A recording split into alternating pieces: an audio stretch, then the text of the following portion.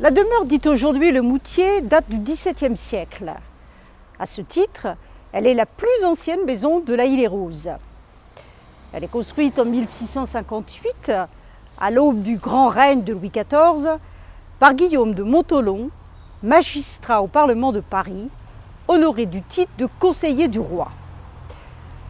Comme tous les autres membres de la noblesse de robe, il veut ainsi affirmer sa réussite sociale et sa notabilité face à la vieille noblesse d'épée, méprisante vis-à-vis des parvenus issus de la bourgeoisie. Cette belle maison de style classique, avec des lignes droites, sobres et harmonieuses, correspond tout à fait au style Louis XIV. Outre les deux bâtiments d'aile et la chapelle, la propriété comprend de beaux jardins descendant en terrasse jusqu'à la Bièvre et traversés par l'aqueduc Médicis, d'où son nom premier de La Source.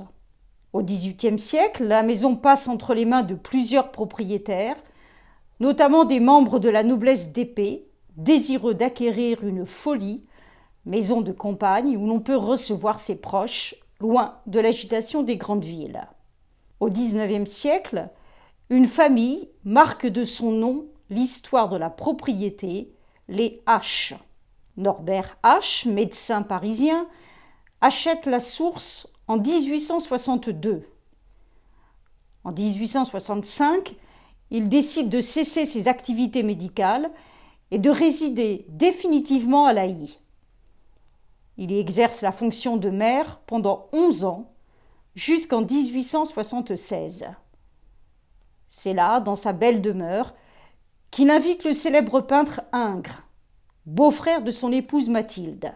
À l'heure de la guerre franco-prussienne de 1870, alors que la population de La Haye est évacuée sur ordre du maire, la maison est endommagée par les tirs et pillages des soldats. À l'aube du XXe siècle, une autre grande famille prend possession des lieux, les Regnault de la Soudière, originaires de Charente.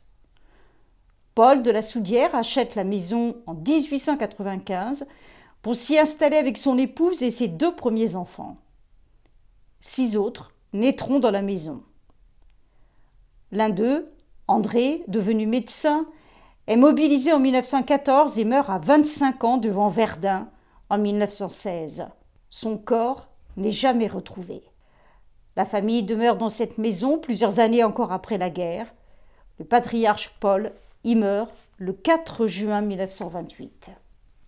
En 1940, la communauté des Sœurs de Saint-Vincent-de-Paul, installée à La Haye depuis 1864, achète la maison pour une somme très modique. Elle y aménage une école d'apprentissage pour jeunes filles, active durant toute la Seconde Guerre mondiale. Mais à la Libération, les religieuses propriétaires de 2 autres maisons, la maison Saint-Vincent rue des Tournelles et la maison Sainte-Geneviève rue Aristide-Briand, ont du mal à entretenir l'ensemble des bâtiments. Elles vendent donc la maison La Source, en 1947, à une communauté de religieux bénédictins, tout récemment arrivés à La Haye, et qui prennent en charge la paroisse Saint-Léonard.